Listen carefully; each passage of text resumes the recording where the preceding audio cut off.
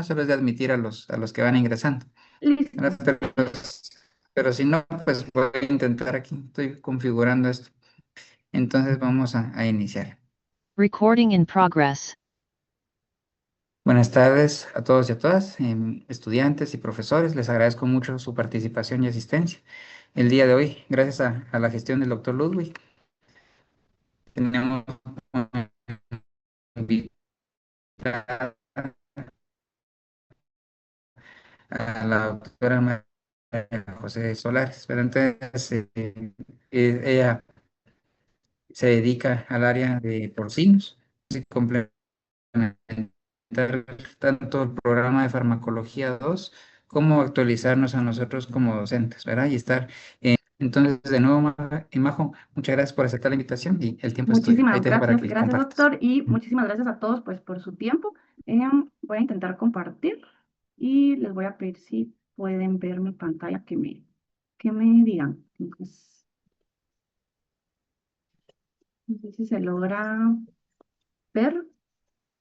Entonces, Sí, Ya, se ve, Majo. voy a ver si proyectado también se logra. ¿Sí lo ven? sí, Sí, nítido. Se podrá quitar.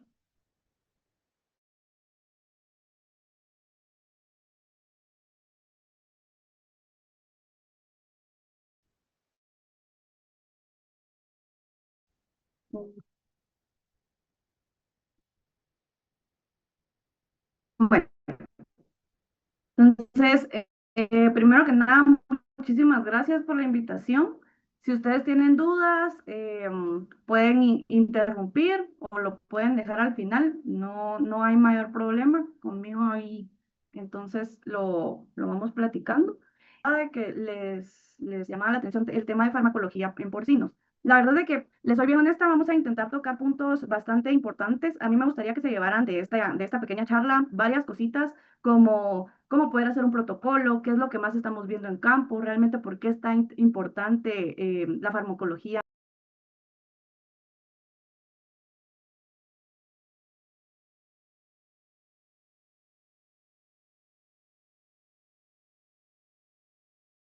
Recording in progress. Saber la importancia de lo que estamos haciendo, cómo tomar en cuenta los fármacos que vamos a usar y para qué usarlo. Porque me llega a pasar mucho en campo que los productores, con el hecho de querer apagar el fuego rápidamente, ellos ponen de todo y ponen sulfas y luego ponen florfenicol y luego ponen un macrólido y entonces se van mezclando los antibióticos y hasta que les pega uno, vienen y ellos empiezan a confiar en ese y lo usan de caballito de batalla para siempre. Entonces, creo que es altamente importante como responsabilidad nuestra el hacerle ver a la gente qué es lo que tienen que utilizar, cómo utilizarlo y en las dosis correctas, porque también tiende a pasar que las personas ponen un antibiótico un día que deberían, no es de larga acción y lo deberían de poner por lo menos 3 días hasta 5 días y solo lo ponen 1 o 2 días y suspenden el tratamiento. Y entonces ahí es donde nosotros empezamos a tener problemas con la resistencia. Entonces prácticamente estos puntitos me gustaría que viéramos. Eh, los objetivos que vamos a buscar con esta charla, pues principalmente es comprender principios básicos que ustedes ya deberían de tener esto bastante, qué son los conceptos de farmacodinamia, farmacocinética, para qué nos sirven, que a veces aunque tengamos estos conceptos que parecen ser un poco tediosos, en el campo ya lo volvemos integral y nos sirve un montón el saber cómo actúa, por qué actúa, el mecanismo de acción, saber si es como acción ribosomal 50S, si es una acción ribosomal 30S. ¿Por qué? Porque entonces en el campo a veces mezclamos antibióticos y buscamos que haya sinergia entre los antibióticos. Y si no sabemos cómo están actuando este antibiótico versus el otro, los mezclamos y en lugar a veces de hacer la mejor combinación, vamos a disminuir la acción de un antibiótico. Entonces, por eso es altamente importante conocer el mecanismo de acción.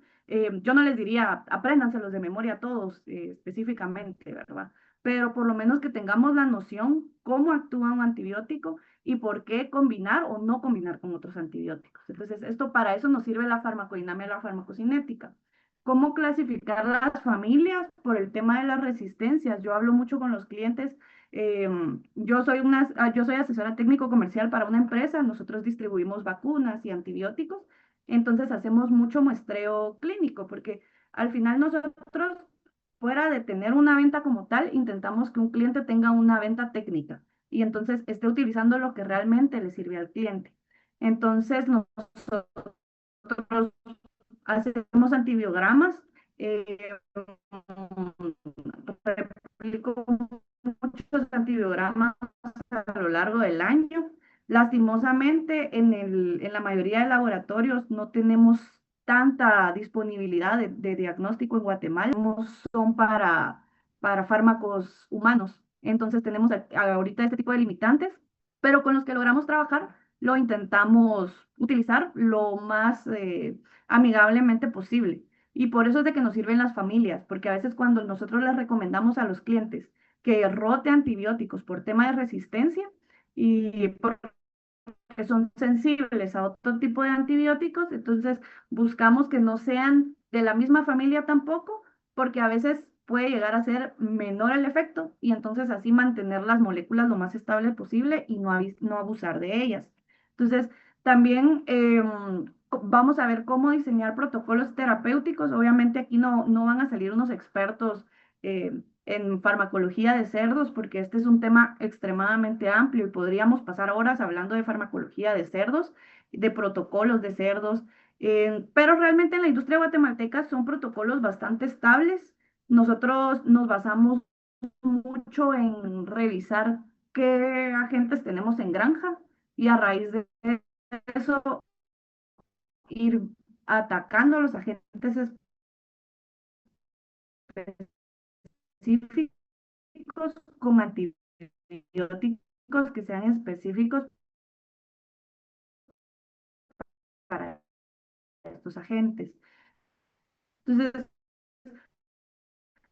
luego lo vamos a ver, pero hay medicaciones, por ejemplo, antibióticos específicos para la Ophiona intracelularis, que es un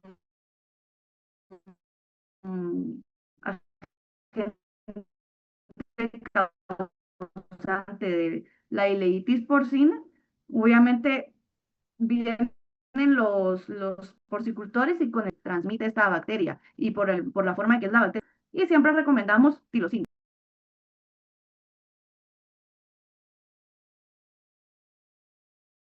Y en Recording in Guatemala progress. también abusamos mucho de los antibióticos. Entonces, ahorita les voy a mostrar alguna información un poquito más. Vamos a ver algunos cálculos de dosis, que esto va a ser muy general porque realmente ustedes lo ven en sus clases de farmacología como tal, hacen sus ejercicios de cálculos de dosis y en cerdos utilizamos mucho el tema de partes por millón. Entonces, también se los voy a mostrar, les voy a mostrar, pues con el tiempo, nosotros para que sea mucho más fácil, desarrollamos en la empresa en la que yo laboro algunos Excelitos para que sea lo más fácil y práctico posible. Si en algún momento a ustedes les interesa tener este tipo de Excel, yo se lo puedo compartir a los doctores y lo pueden trabajar, pueden utilizarlo incluso para otros animales y lo vamos a ir viendo.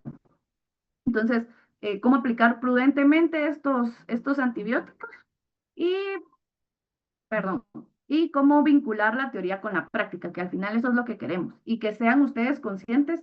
Lo hablábamos en algún momento con un amigo y decíamos, quizá a veces en la universidad sí recibimos las materias, pero tal vez como no lo estamos viviendo tanto en campo, no lo logramos integrar. Y entonces aquí nos damos cuenta que es tan importante la inmunología con la microbiología, con la farmacología, para poder hacer un todo y tomar decisiones de decirle al cliente, mire, cambiemos entonces que los animales no se van a morir. Entonces, ¿cuál es el impacto de la farmacología en la producción? Es altamente importante, porque nosotros buscamos bienestar animal, como se dan cuenta acá, en el puntero. Como se dan cuenta acá, el bienestar animal es altamente importante. ¿Por qué? Porque disminuimos la presencia de infecciones, La farmacología, obviamente, no solo estamos hablando de antibióticos, también hablamos de antipiréticos, antieméticos. Entonces, disminuimos fiebre, disminuimos dolor.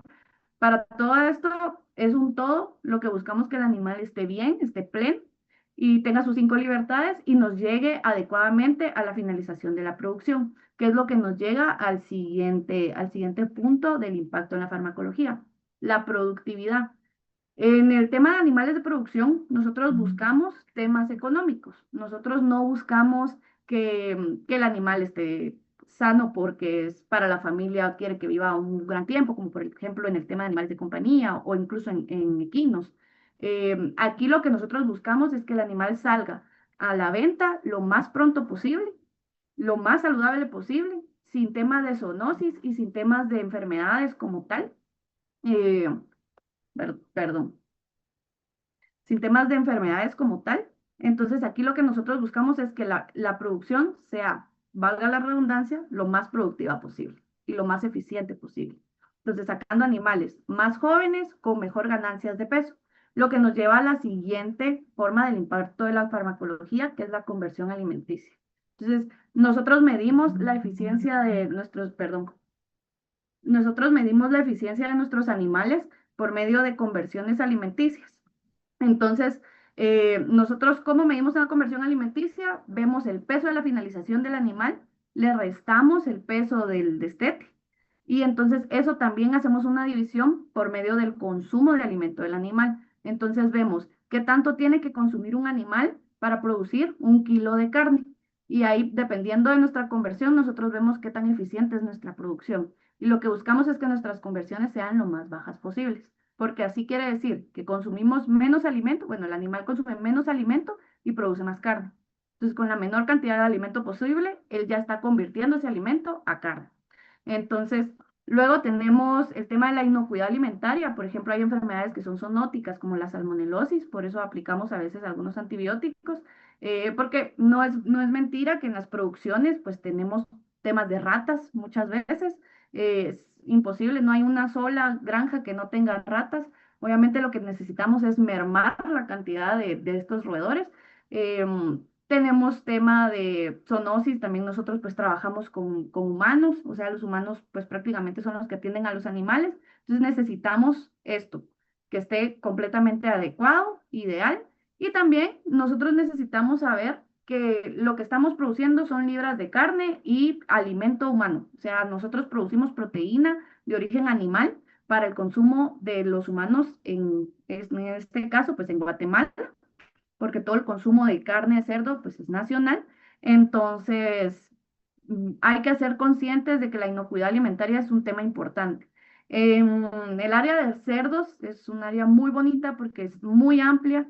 Tenemos altas capacidades de dedicarnos a diferentes cosas. Por ejemplo, yo soy una asesora técnico comercial, entonces veo temas comerciales, pero al mismo tiempo veo temas técnicos con mis clientes pueden dedicarse, tengo un colega que se dedica a rastro en el tema de inocuidad alimentaria, ellos están altamente involucrados porque incluso hacen muestreos constantes en rastro para ver si ahí no hay trazas de antibióticos en la carne para el consumo de alimentos humanos, de esta proteína que es el cerdo. Entonces, sí vemos mucho el tema de inocuidad, vemos la reducción de mortalidad, porque obviamente si tenemos mayor mortalidad en una granja, esto va a afectarnos en el tema económico para nuestra producción. Entonces ya no va a ser rentable, que es la siguiente importancia del impacto de la farmacología.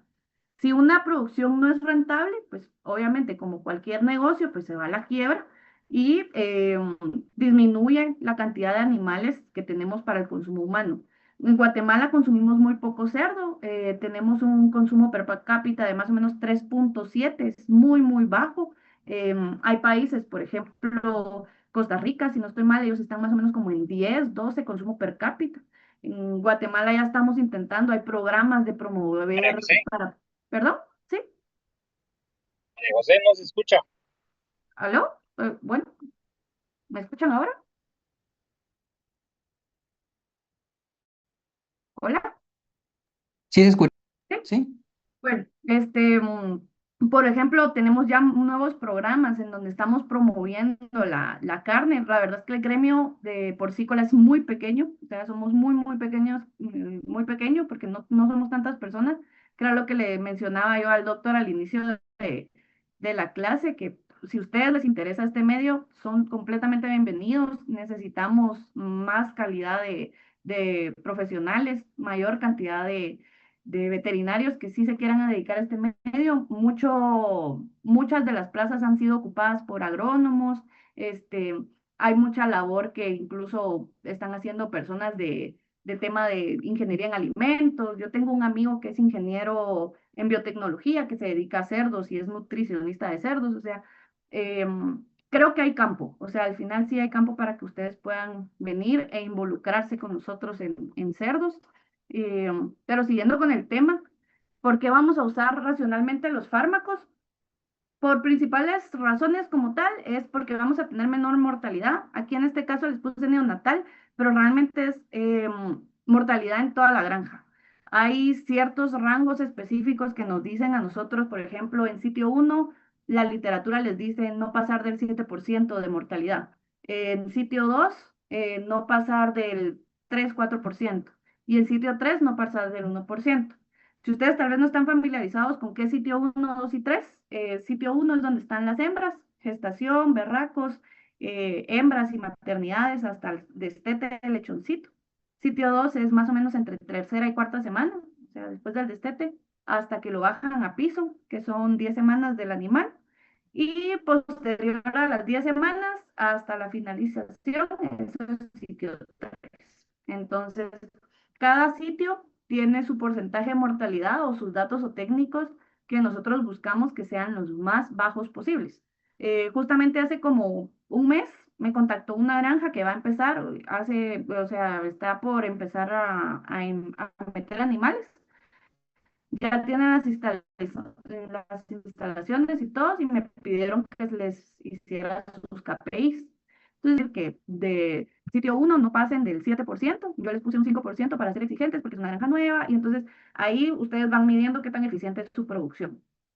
Y por eso es tan importante el hecho de sus planes médicos. Luego de hacerle sus KPIs, les hice su planificación de antibióticos, su planificación de vacunas, porque obviamente no vamos a lograr esos KPIs tan fuertes o tan exigentes que pusimos en su momento si no tenemos un adecuado uso de los fármacos en la producción.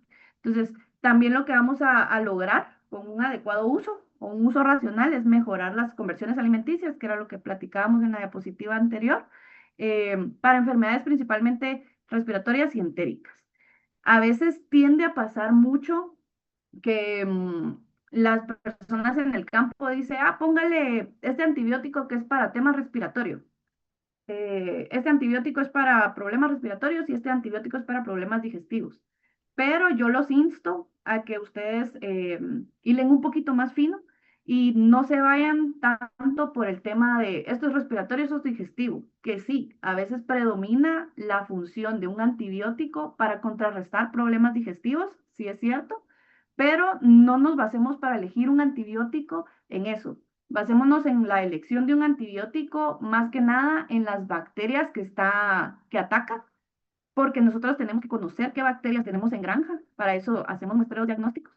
Y aparte de eso, nosotros también debemos saber cómo actúa el antibiótico, que ahorita lo vamos a ver un poquito más adelante, y para saber si es el óptimo para mi medicación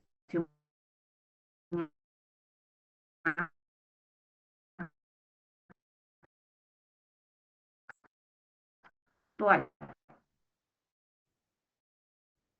Entonces, o para rotar una medicación.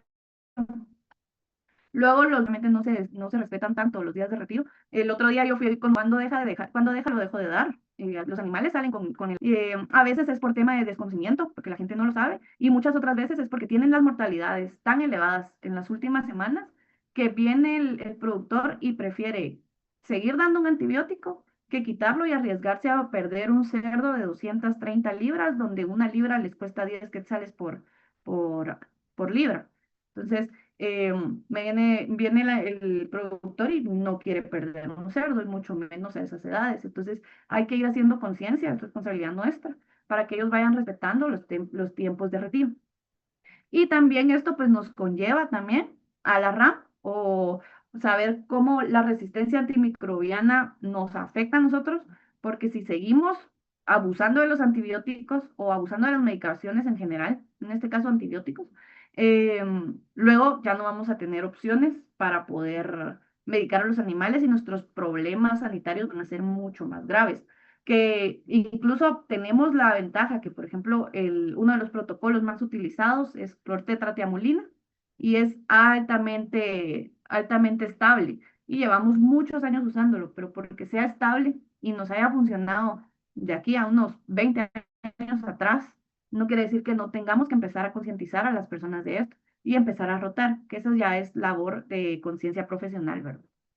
Entonces, esto lo vamos a pasar bastante rápido porque ustedes pues ya lo tienen bastante fresco seguramente, qué es lo que hace el organismo en el animal, que se usa la regla de ADME, que es la absorción, la distribución, el metabolismo y la excreción. Y dependiendo de todo esto, nosotros podemos tener nuestra selección de fármacos. Entonces, aquí está la definición como tal y su importancia clínica, pero yo lo que quiero que se lleven principalmente de esto son algunos ejemplos. Por ejemplo, la absorción, sabemos que hay, por ejemplo, acá les puse la oxitetraciclina intramuscular, va a tener una absorción más lenta que intravenosa.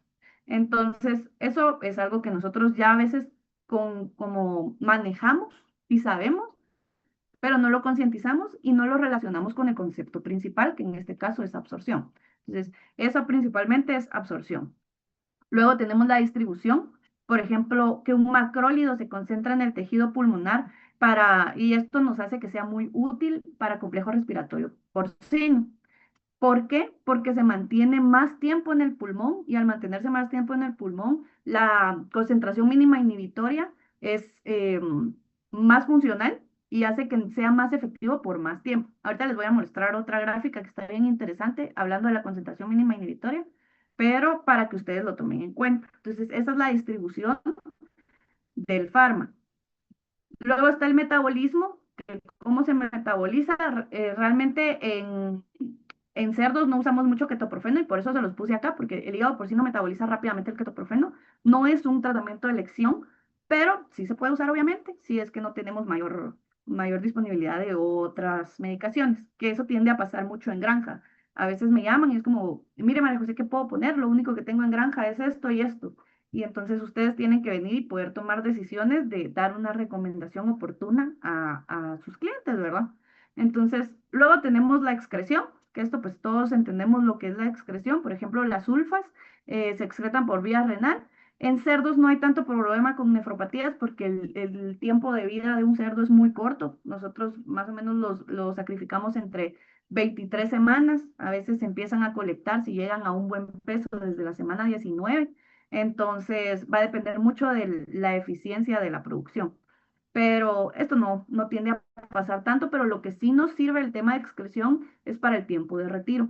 Entonces, era lo que platicábamos anteriormente. El tiempo de retiro, el tiempo ideal de dejar de dar un antibiótico antes del sacrificio del animal para evitar tener problemas con trazas en los en la carne y para no tener antibióticos en la carne que va a consumir un humano, porque luego entonces nosotros ya empezamos con el problema de una sola salud o de One Health, de la resistencia antimicrobiana, ¿verdad? Que eso es lo que se está trabajando mucho últimamente.